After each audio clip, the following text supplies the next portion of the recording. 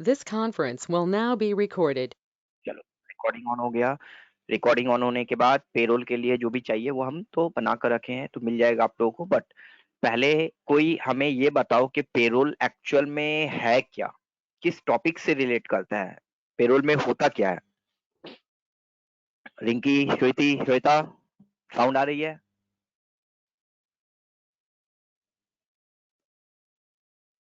Payroll क्या है? हाँ सर। हाँ बोलिए, पेरोल क्या है? कोई idea? Sir no idea. No idea, ठीक है। चलिए Prateek, Pranay, Rahul, what is payroll? हाँ sir, good morning sir. Sir वो गुड मॉर्निंग। हाँ बोलिए। हाँ सर बोलो। साउंड नहीं आ रही है प्रणय, जोर से बोलिए। हेलो सर, बहुत सर नेटवर्क इशू है सर, बोलूं मैं? हाँ हाँ बोलिए।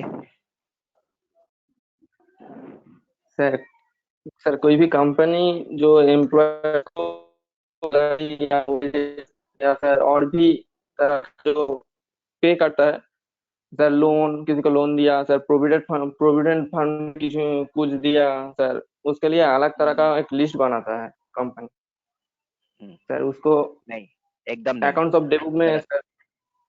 नहीं नहीं, एकदम नहीं।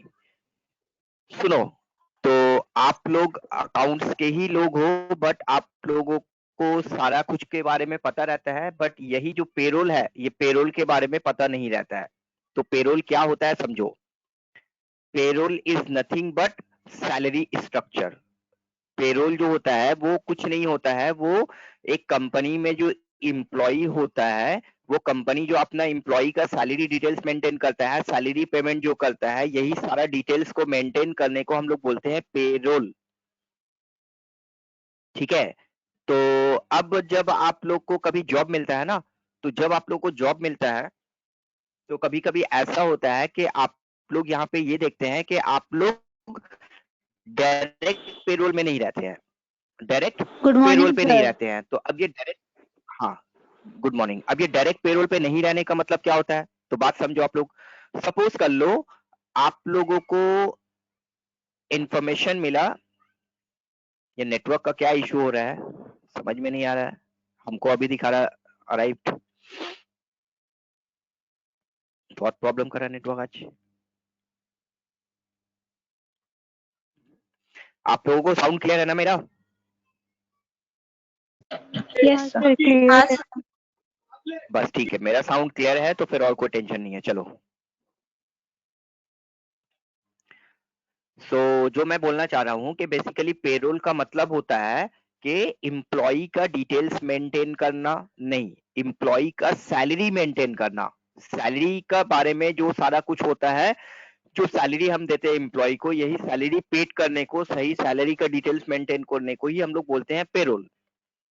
अब जैसा मैंने बताया कि कभी कभी आप लोग बोलते हैं कि डायरेक्ट पेरोल पे नहीं है, इनडायरेक्ट पेरोल पे है, तो इसका मतलब क्या है। तो सपोज कर लीजिए कि आईसीए ने हमें जॉब के लिए बुलाया, आईसीए ने हमारा इंटरव्यू लिया और आईसीए ने हमें एक जॉब दिया, और जब आईसीए हमें सैलरी देगा तो जो पे स्लिप या जो भी डॉक्यूमेंट देगा वो आईसीए अपने कंपनी का नाम का देगा। तो ये हो गया हमारा डायरेक्ट पेरोल, ये हो गया हमारा डायरेक्ट पेरोल, मतलब हम डायरेक्टली आईसीए के पेरोल पे है, आईसीए के एम्प्लॉय है। बट एक होता है इनडायरेक्ट पेरोल। इनडायरेक्ट पेरोल का क्या मतलब होता है समझो। सपोज कर लो कि आपको खबर आया कि पीडब्ल्यूसी का इंटरव्यू चल रहा है, पीडब्ल्यूसी में रिक्वायरमेंट है, पीडब्ल्यूसी में जॉब का रिक्वायरमेंट है। तो आपने पीडब्ल्यूसी का जॉब का रिक्वायरमेंट के बारे में बोला कि हम पीडब्ल्यूसी में अप्लाई करेंगे। बट पता ये चला कि पीडब्ल्यूसी डायरेक्ट हायर नहीं कर रहा है, पीडब्ल्यूसी एक थर्ड पार्टी के थ्रू हायर करता है। पीडब्ल्यूसी क्या करता है कि जीनियस कंसल्टेंट बोलकर एक कंसल्टेंसी फर्म है, जीनियस कंसल्टेंट बोलकर एक कंसल्टेंसी फर्म है। पीडब्ल्यूसी को जब भी कोई इंप्लॉई लगता है, कोई कैंडिडेट लगता है ना, तो वो जीनियस कंसल्टेंट को बोलता है हायर करने के लिए। तो जीनियस कंसल्टेंट क्या करता है, जीनियस कंसल्टेंट मार्केट में बहुत सारा इंटरव्यू के लिए इंफॉर्मेशन देता है, बहुत सारे लोग आते हैं, तो जीनियस कंसल्टेंट ही पीडब्ल्यूसी के बिहाफ में सारा इंटरव्यू लेता है, सारा डॉक्यूमेंटेशन करता है, सारा कुछ रेडी करता है और फिर रेडी करने के बाद कैंडिडेट को पीडब्ल्यूसी को दे देता है। बट यहाँ पे मैटर ये है कि जब वो एम्प्लॉय को सैलरी मिलता है ना, वो सैलरी एम्प्लॉय को जब मिलता है तो वो पीडब्ल्यूसी के नाम से नहीं मिलता है, उसको जो सैलरी मिलता है वो जीनियस कंसल्टेंट के नाम से मिलता है। तो पता चला कि आप पीडब्ल्यूसी के एम्प्लॉय नहीं हो, आप जीनियस कंसल्टेंट के एम्प्लॉय हो। काम कर रहे हो पीडब्ल्यूसी के लिए बट आपको हायर किया है जीनियस कंसल्टेंट है। तो इसी को बोलते हैं थर्ड पार्टी पेरोल। मतलब आप किसके पेरोल में हो? आप जीनियस कंसल्टेंट के पेरोल में हो। आप किसके पेरोल में हो? आप पीडब्ल्यूसी के पेरोल में हो। तो यही जिसके अंडर के एम्प्लॉई है, जिसका सैलरी मिल रहा है, आप उसके एम्प्लॉई हो और इसी डिटेल्स को बोलते हैं पेरोल। तो अब क्वेश्चन आता है कि फॉर एग्जांपल आईसीए में 1000 एम्प्लॉई है। तो ये जो एम्प्लॉई है इसका सारे का सैलरी डिटेल्स मेंटेन करना, किसका कितना सैलरी है, किसका कितना क्या डिडक्शन होगा, किसको कितना पेमेंट होगा, ये सारा डिटेल्स को मेंटेन करने के लिए अकाउंटेंट लगते हैं। और यही अकाउंटेंट जो है ये एम्प्लॉई का सारा सैलरी डिटेल्स मेंटेन करता है। इसमें से क्या पेमेंट होगा, क्या डिडक्शन होगा, क्या रूल्स रेगुलेशन है, ये सारा डिटेल्स जो मेंटेन करता है इसी को हम लोग बोलते हैं पेरोल। इसी स्ट्रक्चर को हम लोग बोलते हैं पेरोल। अब क्वेश्चन आता है कि आप लोगों ने क्या वर्ड पे स्लिप सुना है? पे स्लिप वर्ड सुना है आप लोगों ने कभी? हाँ सर। हाँ, पे स्लिप वर्ड सुना है। क्या होता है पे स्लिप? बताओ तो, पे स्लिप क्या होता है? सर आप तो पूछे सुना है तो बोल दिए हाँ।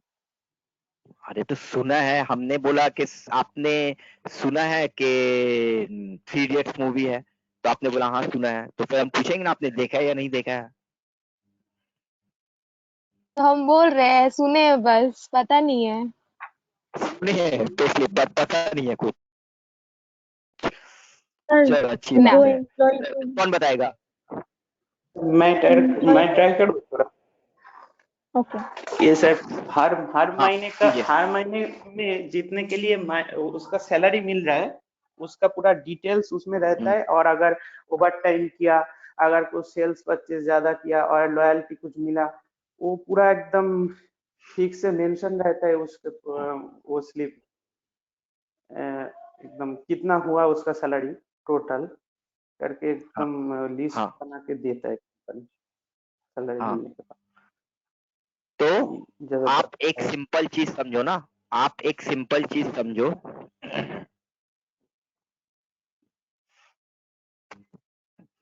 तो आप एक सिंपल चीज समझो कि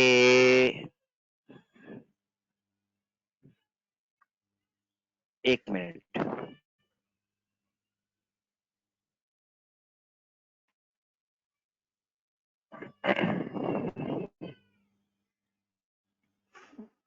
तो जो बोलना है वो ये है कि बात को समझो कि आप एक कंपनी में 3 साल से काम कर रहे हो, 3 साल से एक कंपनी में काम कर रहे हो, एक कंपनी के एम्प्लॉय हो। अब किसी कारण से आप बोल रहे हो ये कंपनी को छोड़कर हमें दूसरे कंपनी में जाना है, तो आपने वो कंपनी को छोड़ दिया और दूसरी कंपनी में आप ज्वाइन कर लिए। तो दूसरी कंपनी में ज्वाइन किए तो दूसरी कंपनी बोला आपके पास कितना एक्सपीरियंस है, तो आपने बोला 3 इयर्स का एक्सपीरियंस है। तो अब आपको बोलेगा कि आपके पास क्या प्रूफ है, तो आप उसे क्या प्रूफ दोगे कि आपके पास 3 इयर्स का एक्सपीरियंस है? तो प्रूफ मांगेगा ना, आपके बोलने से तो नहीं हो जाएगा हमारे पास 10 इयर्स का एक्सपीरियंस है, वो तो प्रूफ मांगेगा। तो आप उसे क्या प्रूफ दोगे? पे स्लिप दिखाएंगे सर सैलरी सर। तो फिर बहुत सारा प्रूफ आप दिखा सकते हो। सबसे पहला प्रूफ जो होता है वो होता है कि जब आपने उस कंपनी को ज्वाइन किया था तो उस कंपनी ने आपको अपॉइंटमेंट लेटर दिया था, अपॉइंटमेंट लेटर दिया था। तो वो अपॉइंटमेंट लेटर दिया था, देन जब आपने वो कंपनी को छोड़ा तो आपको वो रिलीज लेटर दिया। तो एक ज्वाइनिंग लेटर, एक रिलीज लेटर, ये दोनों दिखाने से ही तो आपका प्रूफ हो जाएगा कि इस टाइम में मैंने ज्वाइन किया था और इस टाइम पे मैंने छोड़ दिया, तो वो हमारा हो जाएगा। तो ये एक प्रूफ हो गया। अगर आपके पास ज्वाइनिंग लेटर नहीं है तो फिर आप क्या कर सकते हो, तो फिर आप ये कर सकते हो कि आपको सैलरी कैसे मिलता है। तो आपको सैलरी कैसे मिलता है, कैश में मिलता है, चेक में मिलता है, बैंक ट्रांसफर होता है, कैसे मिलता है? तो आपने बैंक बोला कि ट्रांसफर। हमारा सैलरी जो है वो कैश में मिलता है, तो कैश का काउंटिंग नहीं होगा, कैश का काउंटिंग नहीं होगा। आपका काउंटिंग होगा आइदर आपको बैंक के थ्रू मिलता है या फिर चेक में मिलता है या फिर बैंक ट्रांसफर होता है, तब आपका कोई लीगल प्रूफ हो सकता है। तो अगर आपने बोला कि चेक में मिलता है तो ठीक है, आप अपना बैंक का स्टेटमेंट दिखाइए, बैंक का स्टेटमेंट दिखाने से पता चल जाएगा इसी की तरफ से हर महीने इतना चेक आ रहा है, तो आपका प्रूफ हो जाएगा। देन आपने बोला नहीं हमारा तो बैंक ट्रांसफर होता है, तो भी आप बैंक स्टेटमेंट दिखा दीजिए, आप अपना पासबुक दिखा दीजिए, तो प्रूफ हो जाएगा कि ये। तो किसी भी तरह से आपको ये करना पड़ता है। और सब कुछ को छोड़कर एक जो मेन हमारा प्रूफ होता है वो ये होता है कि आपको जब सैलरी देता है ना, तो सैलरी में आप लोगों को वो पे स्लिप इशू करता है। सैलरी देने के समय वो आपको पे स्लिप इशू कर सकता है। तो ये पे स्लिप इशू करने को हम लोग बोलते हैं सैलरी पे स्लिप। तो ये पे स्लिप का अब क्या डिटेल्स है वो समझना होगा। तो ये पे स्लिप के लिए हम लोग को क्या समझना है, तो सपोज कर लो कि आप किसी कंपनी के अकाउंटेंट हो, आप किसी भी कंपनी के अकाउंटेंट हो, आप एम्प्लॉय को सैलरी पेड कर रहे हो। तो जब आप किसी एम्प्लॉय को सैलरी पेड करते हो तो क्या जर्नल एंट्री पास करते हो भाई? क्या जर्नल एंट्री पास करते हो?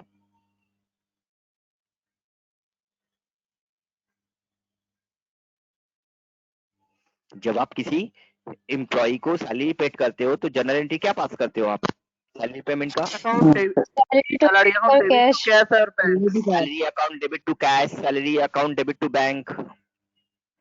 तो salary account debit to cash, salary account debit to bank. But matter ये आता है कि क्या कंपनी में ऐसा ही होता है? कंपनी ऐसे ही सैलरी स्लिप इशू करता है? नहीं। कंपनी जब पे स्लिप इशू करता है ना, तो उसमें salary account debit to cash, salary account debit to bank नहीं लिखा हुआ रहता है। वो पे स्लिप जो होता है वो टोटली डिफरेंट होता है। वो पे स्लिप जो होता है ना वो टोटली डिफरेंट होता है। तो मैं एक कंपनी का, मैं एक एम्प्लॉय, मैं एक दूसरा जो क्लास लिया था उसका एम्प्लॉय का पे स्लिप दिखा रहा हूँ मैं। जो पेरोल मैंने करवाया था, पेरोल करवाने में मैंने जो पे स्लिप बनाया था वो पे स्लिप में दिखा रहा हूँ, देखोगे आप लोग।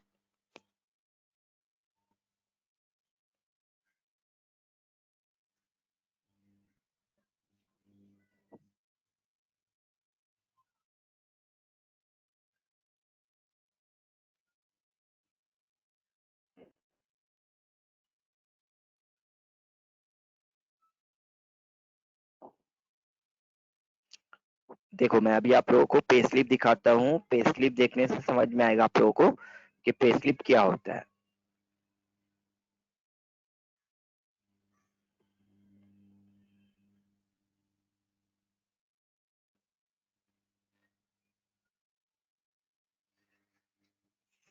देखो ये एक पे स्लिप हम दिखा रहे हैं आप लोगों को, प्रिंट आउट फॉर्मेट में दिखाते हैं। देखो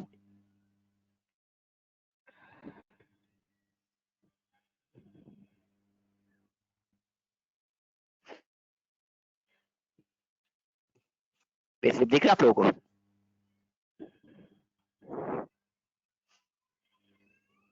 देखो आपके स्क्रीन पे एक पे स्लिप आ गया, alpha distributors private limited 27 NS road का ये आपका कंपनी है। और कंपनी ने पे स्लिप दिया किसको?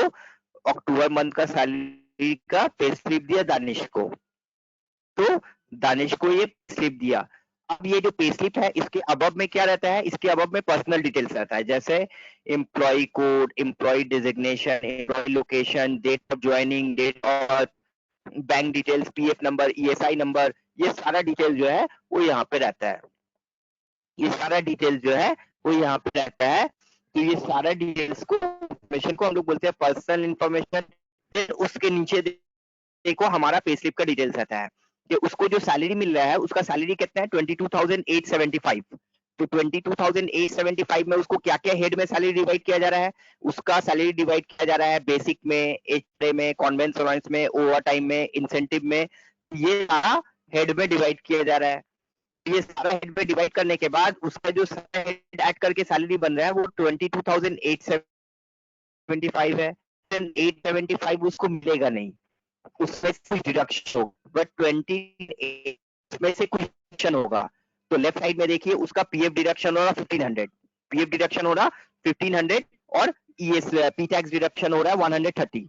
तो दोनों मिलाकर 1630 रुपीज का डिडक्शन हो रहा। तो 22,875 में से 1,630 रुपीज उसका माइनस हो जा रहा और डिडक्ट हो जा रहा 21,245 उसको पेमेंट हो रहा। तो देखा आप लोगों ने, इसी को बोलते हैं पे स्लिप। पे स्लिप का जो स्ट्रक्चर होता है वो कुछ इसी तरह का होता है। अब मैं आपको एक्सेल में एक फॉर्मेट बनाकर दिखा रहा हूं।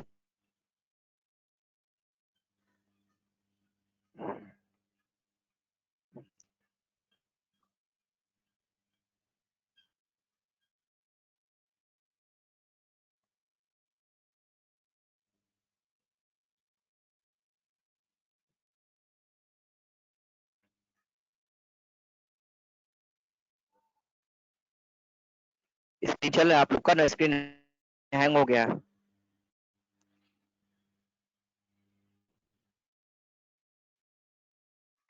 गेटवे ऑफ टैली में जाकर अटक गया।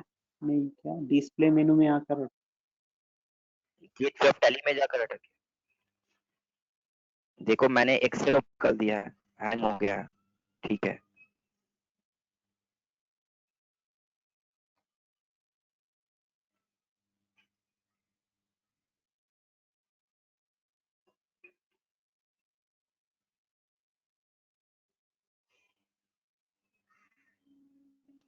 वो आ रहा है, दिखा रहे हैं। देखो अब आप लोग के स्क्रीन में एक पे स्लिप का फॉर्मेट आया, ठीक है आप लोगों को? हाँ सर। तो ये एक पे स्लिप का फॉर्मेट मैंने यहाँ पे डिजाइन किया है। ये पे स्लिप का फॉर्मेट मैंने यहाँ पे डिजाइन किया है। यहाँ पे देखो सुचरिता और श्वेता, आप लोगों को साउंड आ रही है? पायल? हाँ सर, साउंड आ रहा है। आ रही। इधर भी बहुत नेटवर्क ठीक है, इशू तो है आप लोग आज। बताना। होगा ही, आज इतना बारिश हुआ है 2 दिन से जो वेदर है, तो वो तो नेटवर्क इशू होगा ही। देखते हैं, जहां तक ठीक चलता है वहां पे क्लास करेंगे हम लोग। चलो, तो देखो जब कोई कंपनी किसी एम्प्लॉय को सैलरी देता है ना, तो वो सैलरी का प्रूफ के लिए उसको क्या देता है? उसको पे स्लिप देता है, उसको पे स्लिप देता है। तो फॉर एग्जाम्पल गौरिक को एक कंपनी में जॉब मिल गया, गौरिक को एक कंपनी में जॉब मिल गया। तो गौरिक का जो जॉब मिला है, गौरिक का सैलरी कितना फिक्स हुआ है? तो गौरिक का सैलरी फिक्स हुआ है 15,000। गौरिक का सैलरी फिक्स हुआ है 15,000। तो ये जो 15,000 सैलरी फिक्स हुआ है, ये 15,000 जो सैलरी फिक्स हुआ है, इसको क्या बोलते हैं हम लोग? इसको हम लोग 3 नाम से जानते हैं। ये जो 15,000 का सैलरी फिक्स हुआ है, इसे हम लोग 3 नाम से जानते हैं। देखो, एक उससे हम लोग बोल सकते हैं ग्रॉस सैलरी, उसको हम बोल सकते हैं ग्रॉस सैलरी, या नहीं तो फिर उसे बोल सकते हैं हम लोग ग्रॉस सीटीसी। एक तो बोल सकते हैं ग्रॉस सैलरी, और नहीं तो हम लोग उसको बोल सकते हैं ग्रॉस सीटीसी। ग्रॉस सीटीसी बोल सकते हैं, नहीं तो फिर उसे टोटल अर्निंग भी बोल सकते हैं। तो आइदर उसे हम लोग ग्रॉस सैलरी बोलेंगे या फिर ग्रॉस सीटीसी बोलेंगे। तो ग्रॉस सैलरी तो वर्ड समझ में आ रहा है। ग्रॉस सीटीसी क्या होता है भाई? ये सीटीसी क्या होता है पता है आप लोगों को? सीटीसी का full form? No sir. CTC का फुल फॉर्म होता है cost to company. Gross CTC, cost to company. इस एम्प्लॉय के ऊपर कंपनी का कितना कॉस्ट पड़ रहा है, इसको हम लोग बोलते हैं ग्रॉस सीटीसी। आप लोग नोटबुक और पेन लेकर बैठो, ये जो स्क्रीन आपको दिख रहा है इसका स्क्रीनशॉट लो और इसको डिटेल में समझने का कोशिश करो, क्योंकि इसी के ऊपर सारा कुछ है। अगर आप लोग पे स्लिप पेरोल अच्छा से ओके सर। सीख जाते हो, अगर आप लोग पेरोल अच्छा से सीख लेते हो, तो माइट भी कल ऐसा भी हो सकता है आप किसी कंपनी में सिर्फ पेरोल के वजह से जॉब मिल गया आपको। हर कंपनी में पेरोल का एक डिपार्टमेंट होता है जहां पे 1 एम्प्लॉय, 2 एम्प्लॉय, 3 एम्प्लॉय लगते हैं। आईसीए में बहुत सारा टाइम में पेरोल का एम्प्लॉय का रिक्वायरमेंट होता रहता है। बहुत सारे आईसीए के स्टूडेंट भी पेरोल डिपार्टमेंट में ज्वाइनिंग करते हैं। ये मेन अकाउंट्स का हेड डिपार्टमेंट है, पेरोल सैलरी डिपार्टमेंट। तो अगर आप अच्छा से समझते हो तो हो सकता है कि कल को आप पेरोल के लिए ही जॉब मिल जाए आप लोगों को। तो ये बहुत इंपॉर्टेंट एक स्ट्रक्चर है। तो अब मैं जो बताना चाह रहा हूं वो ये है कि जो गौरिक का सैलरी फिक्स हुआ 15,000, तो गौरिक को 15,000 जो सैलरी दिया जाएगा वो क्या सैलरी वर्ड बोलकर दिया जाएगा? पे स्लिप में सैलरी लिखकर दिया जाएगा? नहीं नहीं नहीं, पे स्लिप में सैलरी वर्ड या सैलरी बोलकर कुछ नहीं दिया जाता है। उसका जो 15,000 का सैलरी फिक्स हुआ है, कंपनी का जो पेरोल के डिपार्टमेंट के लोग होते हैं, कंपनी के जो एचआर होते हैं, कंपनी के जो अकाउंटेंट होते हैं, वो क्या करेंगे? वो 15,000 का सैलरी को 4 5 6 3 4 5 6 हेड में डिवाइड कर देंगे। वो जो हेड में डिवाइड करेंगे वो पूरा पूरी कंपनी के ऊपर डिपेंड करता है। कंपनी उसको 4 हेड में डिवाइड करना चाहता है, 5 में डिवाइड करना चाहता है, 6 में डिवाइड करना चाहता है, और कौन से हेड में कितना पैसा रखना चाहता है ये पूरा पूरी कंपनी के ऊपर डिपेंड करता है। तो मैंने यहाँ पे बोला कि गौरिक का जो 15,000 का सैलरी है उसको हम लोगों ने 5 हेड में डिवाइड कर दिया। अब 5 हेड में मैंने क्या क्या डिवाइड किया देखिए। Basic 6,000, DA DNS alliance 2,500, HRA house and alliance 2,500, conveyance alliance 2,000, travelling alliance 2,000। तो ये 5 हेड में मैंने डिवाइड कर दिया। Basic, DA, HRA, CA, travelling alliance. आप लोगों ने पढ़ा है ना एक्सेल में यही सब? तो एक्सेल में जो आप लोगों ने पढ़ा है वो विदाउट रूल्स रेगुलेशन पढ़ा आपने, बट यहाँ पे जो मैं बढ़ाऊंगा Yes, sir. जो मैं रूल्स रेगुलेशन के साथ में बताऊंगा। सो जो यहाँ पे आप लोग देख रहे हो कि आपका जो 15,000 का सैलरी है उसको 5 हेड में डिवाइड कर दिया गया। किसी कंपनी में 4 हेड में डिवाइड करता है, किसी में 6 में डिवाइड करता है। सेकेंडली, किस में कितना पैसा रखना है ये भी पूरा कंपनी के ऊपर डिसाइड होता है। तो सारा कुछ करने के बाद उसने 15,000 का सैलरी को 5 हेड में डिवाइड कर दिया, और ये 5 हेड को टोटल मिलाकर जो सैलरी बना 15,000, इसको हम लोग बोलते हैं ग्रॉस सैलरी और ग्रॉस सीटीसी। बट हमारा क्वेश्चन है कि ये 15,000 सैलरी पूरा मिल जाता है आपको? 15,000 सैलरी क्या पूरा मिल जाता है आपको? नहीं सर। नहीं, ये 15,000 सैलरी आपको पूरा मिलेगा नहीं। ये 15,000 सैलरी में से कुछ डिडक्शन होगा, इसी के लिए इसको ग्रॉस सैलरी बोला जाता है। तो आपका जो ग्रॉस सैलरी होगा वो 15,000 है। अब उसमें से कुछ डिडक्शन होगा। तो क्या डिडक्शन होगा? तो उसमें से कुछ कंपलसरी स्टैंडर्ड डिडक्शन हो सकता है। नंबर 1, प्रोविडेंट फंड, जिसको हम लोग बोलते हैं पीएफ, एम्प्लॉइज प्रोविडेंट फंड या प्रोविडेंट फंड, जिसको हम लोग बोलते हैं पीएफ और ईपीएफ। देन एक डिडक्शन हो सकता है हमारा employees state insurance, ESI. Then हमारा एक स्टैंडर्ड डिडक्शन होता है एम्प्लॉइज स्टेट इंश्योरेंस, ईएसआई, और एक डिडक्शन होता है पी टैक्स, जिसको हम लोग बोलते हैं प्रोफेशनल टैक्स। तो ये 3 डिडक्शन हमारा होने का मैक्सिमम चांसेस है। हर कंपनी में ये डिडक्शन होता है जिसको हम लोग बोलते हैं पीएफ, ईएसआई और पी टैक्स। तो ये हमारा कुछ डिडक्शन हुआ और होने के बाद हमारा सैलरी मिला। तो आपका सैलरी 15,000 फिक्स हुआ, 15,000 का सैलरी को ये हेड में डिवाइड कर दिया गया। फिर आपका सैलरी में से कुछ डिडक्शन किया गया पीएफ, ईएसआई और पी टैक्स के नाम से। For example 400, 200, 130। तो ये मिलाकर टोटल डिडक्शन हो गया आपका 730 रुपीज। तो आपको ये जो 5 head basic, DA, TA, HRA, conveyance alliance के मिलाकर के जो सारा 5 हेड को मिलाकर के सैलरी बना वो था 15,000, और ये 5 हेड को ऐड करने के बाद जो हमारा सैलरी बना इसी को हम लोग बोलते हैं टोटल अर्निंग। इससे एम्प्लॉय का अर्निंग हो रहा है, इससे एम्प्लॉय के पास सैलरी आ रहा है, तो इससे अर्निंग हो रहा है। देन ये सैलरी आपको मिलेगा नहीं, इसमें से कुछ डिडक्शन होगा। तो क्या क्या डिडक्शन होगा भाई आपका? तो इसमें से जो डिडक्शन होगा वो होगा आपका पीएफ, ईएसआई, पी टैक्स। तो ये 3 हेड के थ्रू डिडक्शन हुआ और तीनों डिडक्शन को मिलाकर जो अमाउंट बना वो बना 730 रुपीस। तो ये टोटल जो 730 रुपीस है इसको बोला जाएगा टोटल डिडक्शन, इसको बोला जाएगा टोटल डिडक्शन। तो फिर आपको मिलेगा कितना सैलरी? तो आपको जो सैलरी मिलेगा वो होगा total earning 15,000 minus total deduction 730। तो 15 माइनस 730 14,270 रुपीस जो है वो आपको मिलेगा और इसी को हम लोग बोलते हैं नेट सैलरी, इसी को हम लोग बोलते हैं नेट सीटीसी और इसी को हम लोग बोलते हैं टेक होम सैलरी। इसी को आप घर लाते हो। तो यहां तक का स्टोरी समझ में आया आप लोगों को? Yes, sir. Yes, sir.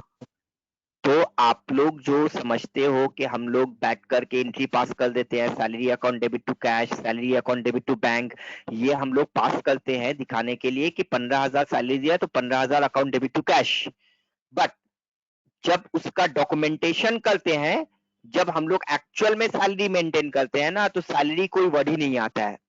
Salary word की जगह आ जाता है basic, DA, TA, HRA, conveyance allowance, medical allowance, travelling allowance, food allowance, ये सारा वर्ड बोल करके कंपनी जो है वो सैलरी का स्ट्रक्चर बनाता है।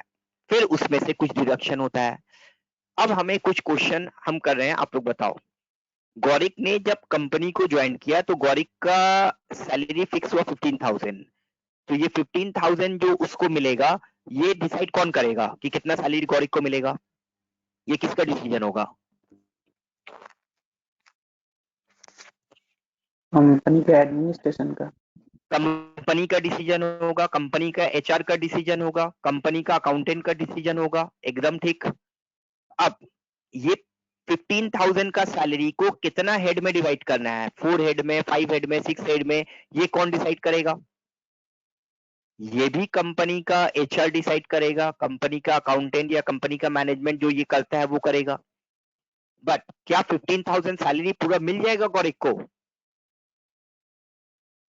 नहीं, ये No, sir. सैलरी मिलेगा नहीं, इसमें से कुछ डिडक्शन होगा।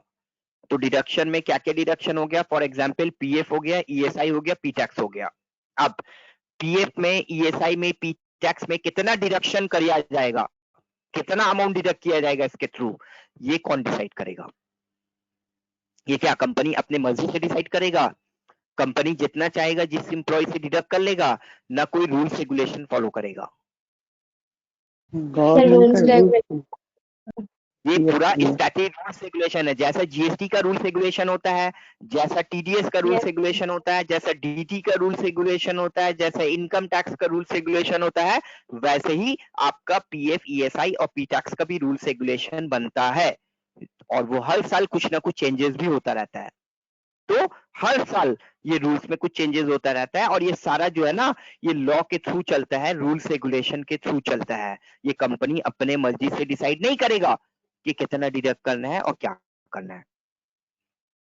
तो ये सारा रूल्स रेगुलेशन को फॉलो करने के बाद जिसका जितना डिडक्शन होगा वो डिडक्शन करेगा और रिमेनिंग अमाउंट जो है वो पार्टी को पेड, एम्प्लॉय को पेड करेगा। इसी को हम लोग बोलते हैं नेट सैलरी।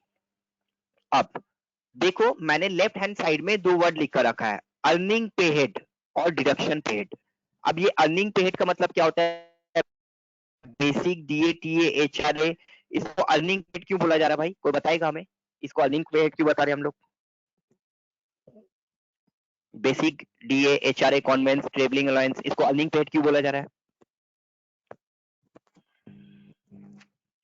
सैलरी दरअसल इतना ही मिल रहा है इसको, और डिडक्शन पे जो है गौरिक का तो ये सैलरी के थ्रू अर्निंग हो रहा है ना। गौरिक को जो सैलरी मिल रहा है वो तो गौरिक का अर्निंग है। अब वो जो गौरिक का अर्निंग मिल रहा है किसके थ्रू मिल रहा है? Basic, DA, HRA, conveyance allowance, travelling allowance, इसी थ्रू के मिल रहा है ना। तो इसी के लिए इसको अर्निंग पे हेड बोला जाता है। ठीक है। तो जितना सारा हेड के थ्रू आपको पेमेंट मिलता है, सैलरी मिलता है, इसमें कुछ कभी कभी ऐड भी हो सकता है। ये आपका फिक्स पे हेड है जो दिख रहा है यहाँ पे, बेसिक, एचआरए, कॉन्वेंस, ट्रैवलिंग, ये सारा फिक्स पेड है क्योंकि आपका 15,000 सैलरी फिक्स हुआ।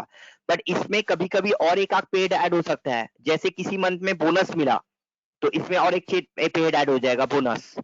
किसी मंथ में इंसेंटिव मिला तो किसी मंथ में इंसेंटिव ऐड हो सकता है, बट वो फिक्स नहीं रहेगा। वो हो जाएगा वेरिएबल पे हेड। वो कभी कदार साल में एक आध दो बार मिलेगा, तो उसको बोलेंगे वेरिएबल पे हेड। वो सैलरी का पार्ट नहीं है, कभी कभी मिलेगा। बट ये जो 15,000 सैलरी फिक्स हुआ और इसको जितना सारा पे हेड में डिवाइड किया गया, इसी को हम लोग बोलेंगे अर्निंग पे हेड। ठीक है। अब जैसा मैंने बताया कि इसमें से आप लोगों का कुछ डिडक्शन भी होगा, पीएफ, ईएसआई, पी टैक्स। तो जितना सारा पे हेड, जितना सारा हेड के थ्रू आपका ये डिडक्शन होगा, ये आपका, क्योंकि इससे सैलरी कट जा रहा है तो इससे डिडक्ट हो रहा है, इसी के लिए हम लोग इसको बोलेंगे डिडक्शन पे हेड। इसी को हम लोग जाकर बोलेंगे डिडक्शन पे हेड। इसके थ्रू हमारा सैलरी डिडक्ट हो रहा है, तो इसको हम लोग बोलेंगे डिडक्शन पे हेड। तो टोटल जो अर्निंग बनेगा उससे टोटल डिडक्शन होगा, और माइनस करने के बाद जो अमाउंट आएगा उसको हम लोग बोलेंगे नेट सैलरी। अब ये जो अर्निंग पे हेड बना है, ये अर्निंग पे हेड को थोड़ा सा समझते हैं हम लोग। सबसे पहला वर्ड आ गया बेसिक। तो आपको कितना भी सैलरी मिलता हो, 5,000 सैलरी मिलता हो, 10,000 मिलता हो, 50,000 मिलता हो, 1,00,000 मिलता हो, आपको जितना भी सैलरी मिलता हो, वो सैलरी को जितना हेड में डिवाइड किया जाता है, 3 पे हेड, 4 पे हेड, 5 पे हेड, 10 पे हेड, उसमें पहला जो पे हेड रहेगा वो रहेगा बेसिक। ये कंपलसरी पे हेड है जो आपका पे स्लिप में रहेगा ही रहेगा। दूसरा यहाँ पे हेड बताया गया डियरनेस अलाउंस। डियरनेस अलाउंस को हिंदी में क्या बोलते हैं पता है आप लोगों को? डीए तो बहुत दिन से आप लोग सुने हो एक्सेल में। डियरनेस अलाउंस को हिंदी में क्या बोलते हैं पता है आप लोगों को? बांग्ला में क्या बोलते हैं जानते हैं हम? मोहर्गो भाता बोलते हैं। मोहर्गो भाता। हाँ, मोहर्गो भाता। और हिंदी में इसे बोला जाता है महंगाई भत्ता। हिंदी में इसे बोला जाता है महंगाई भत्ता। हाँ, तो एक्चुअल में क्या होता है ना कि ये बेसिकली गवर्नमेंट के कंपनी में ज्यादा काम में आता है, प्राइवेट कंपनी में कम, गवर्नमेंट कंपनी में ज्यादा काम में आता है। 1 मिनट होल्ड करो।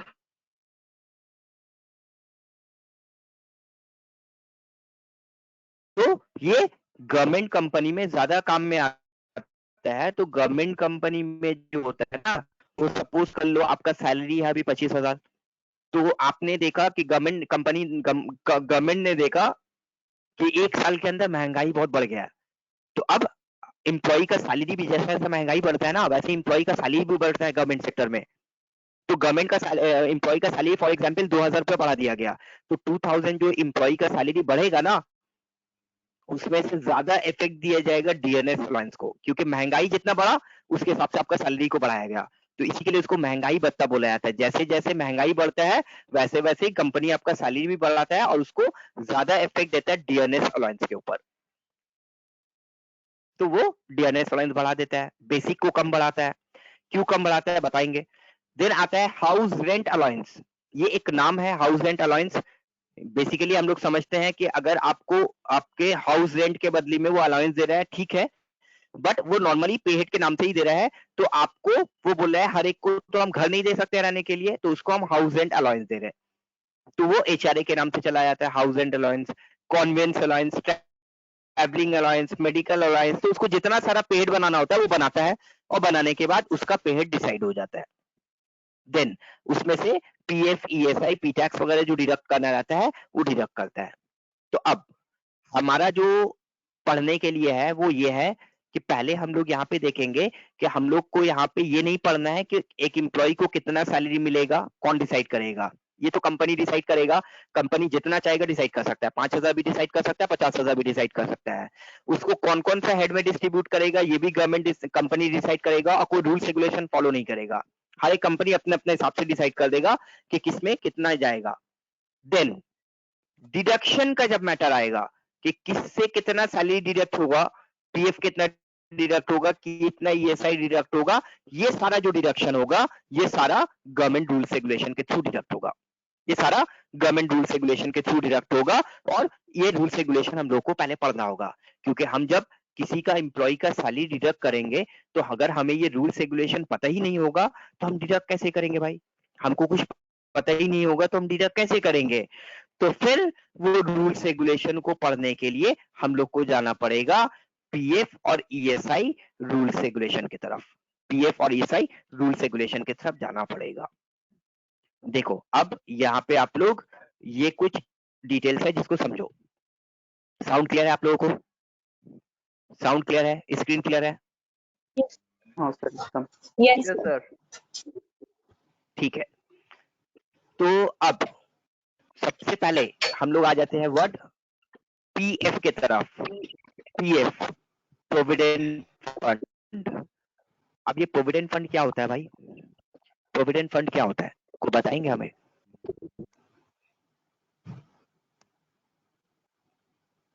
मैं बोलूँ सर जितना जानता हूँ। बोलिए। हाँ हाँ बोलिए। जितना हम इनकम करते हैं उसके एक परसेंटेज गवर्नमेंट के लिए सिक्योरिटी मनी जैसा होता है ना, ऐसे हम सिक्योरिटी डिपॉजिट करके रखते हैं। अच्छा रिटायरमेंट के पहले वो पैसे को हम एकदम इंटरेस्ट के समेत हम उसको निकल सकते हैं। अगर बीच में कोई लोन की जरूरत हो उसके लिए भी ये यूज करना पड़ता है। ये हम लगता है कि मेरे भलाई के लिए है। हम अगर हमारे पास रहता है तो खर्च हो जाता है, उस बार पैसा हाँ सिक्योर रहता है। जिस हाँ, पे जरूरत होता है हम निकल सकते हैं इंटरेस्ट। वेरी गुड, एकदम सही है, एकदम करेक्ट है, बहुत अच्छा। बट इसमें और भी कुछ चीज हम लोग को ऐड करना होगा तब समझ में आएगा। ठीक है, तो सबसे पहले हम लोग को ये बताओ कि हमारा सैलरी में से कुछ अमाउंट डिडक्ट कर लिया जाता है पीएफ बोलकर। तो फॉर एग्जांपल 400, 500, 600 रुपीज जो भी डिडक्ट किया जाता है, तो ये हमारे लिए अच्छा कैसे है भाई? ये तो हमारी सैलरी से डिडक्ट कर लिया जा रहा है, हमारा सैलरी इससे कम जा रहा है, तो ये हमारे लिए अच्छा कैसे हो गया? तो पता ये चला कि ये हमारा बेनिफिट के लिए ही डिडक्ट किया जा रहा है। और इससे क्या बेनिफिट है समझो। तो बेनिफिट ये है कि हमारा सैलरी में से कुछ पोर्शन को डिडक्ट कर लिया जाता है पीएफ बोलकर, और जितना पीएफ हमारे सैलरी में से डिडक्ट किया जाता है उतना ही पीएफ हमारा एम्प्लॉयर भी हमें देता है। सैलरी तो वो 15,000 देगा, उसके ऊपर और एक्स्ट्रा पीएफ वो देगा।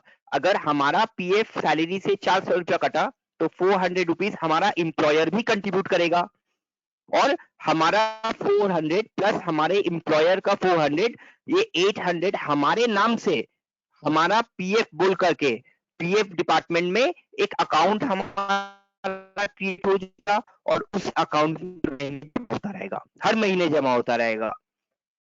तो जैसे बैंक में जाके आप लोग सेविंग अकाउंट वगैरह ओपन करते हो ना, तो बैंक में जो सेविंग करते हो वो तो सिर्फ आप अपने पॉकेट से सेविंग करते हो। बट यहाँ पे जो सेविंग हो रहा है, यहाँ पे क्या है, यहाँ पे आपके पॉकेट से 400 रुपया काटा गया, आपके सैलरी में से 400 काटा गया, और 400 रुपीज आपका एम्प्लॉयर भी कंट्रीब्यूट किया। जितना आपका डिडक्ट हुआ उतना आपके एम्प्लॉयर भी कंट्रीब्यूट किया, और ये 800 रुपीज जो है ये जाकर के पीएफ डिपार्टमेंट में आपके नाम से रख दिया गया। ठीक है, अच्छा 1 मिनट होल्ड करो, अजान के बाद हम कंटिन्यू करते हैं। Okay, sir.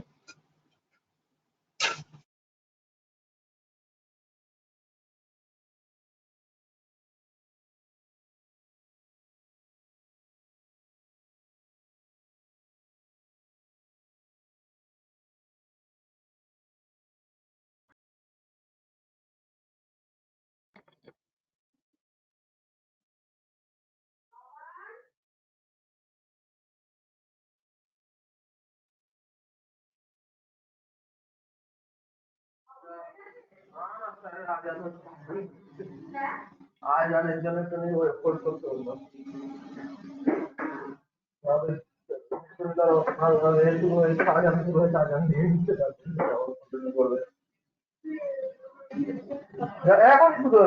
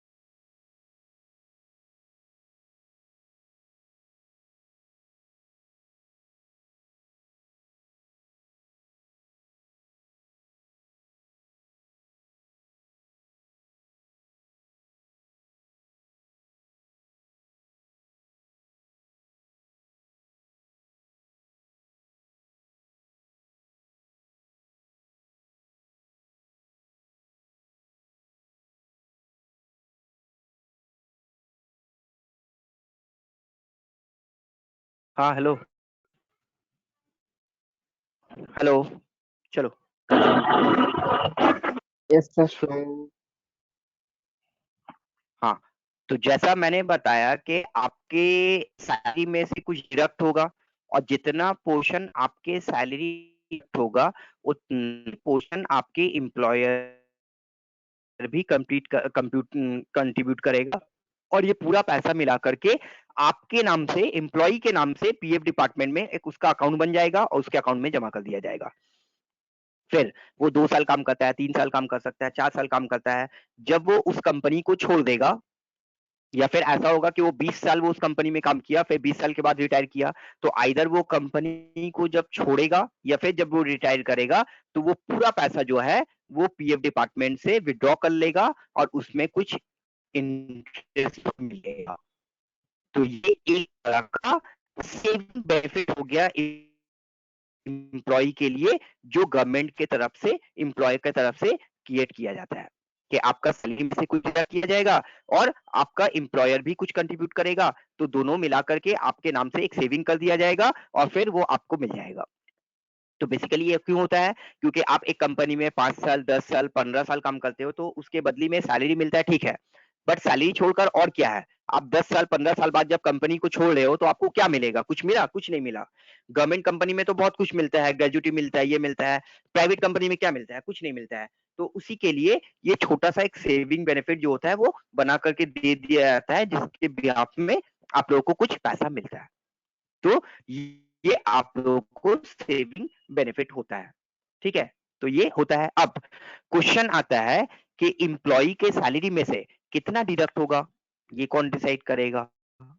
तो ये रूल्स डिसाइड करेगा, लॉ डिसाइड करेगा, पीएफ लॉ, ईएसआई लॉ। तो ये सारा जो लॉ होता है ना, ये किसके अंदर आता है पता है? ये टैक्स लॉ, ये क्या आता है? लेबर लॉ आता है। क्योंकि एक मेड होता है ना, फर्स्ट मे को, वो क्या है? लेबर है, और लेबर लॉ आपका का छुट्टी वॉइस होता है, कट रहा है। तो वो हमारा लेबर लॉ के अंदर छुट्टी होता है। हेलो, साउंड नहीं आ रहा क्लियर? नहीं सर, क्लियर नहीं था उस समय। हेलो, अभी अभी भी नहीं कट सर, रहा है। साउंड कट रहे हैं सर। अभी ठीक है ना साउंड? देखो नेटवर्क बहुत इशू हो रहा है, तो ये थोड़ा है সাউন্ড কেটে যাচ্ছে স্যার। হ্যালো স্যার, देख, সাউন্ड केटे যাচ্ছে। आज कंटिन्यू ये करोगे ना, कंटिन्यू करें? सर हो ही नहीं रहा, आपका आवाज ही नहीं क्यों आ रहा है, समझाना है? कुछ समझ नहीं आ স্যার সাউন্ड পাস শোনা যাচ্ছে না স্যার। कंटिन्यू को रहा। सर छोड़ नेक्स्ट डे दीजिए। कंटिन्यू करते हैं, हाँ सर।